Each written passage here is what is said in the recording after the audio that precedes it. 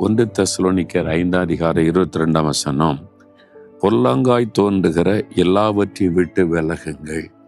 நம்ம சில காரியத்தை விட்டு விலகினாதான் ஆண்டவரோடு இணைந்திருக்க முடியும்.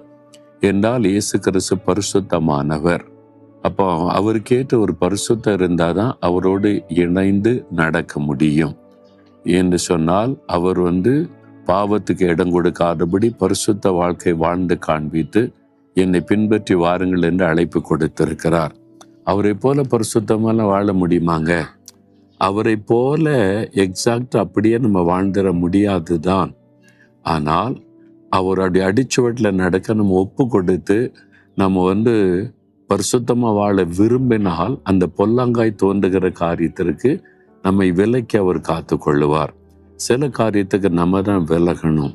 பொல்லாங்காய் தோன்றுகிறது என்னது உங்களுக்கு தெரியும்ல, பாவம் என்னதுன்னு தெரியாது எனக்கு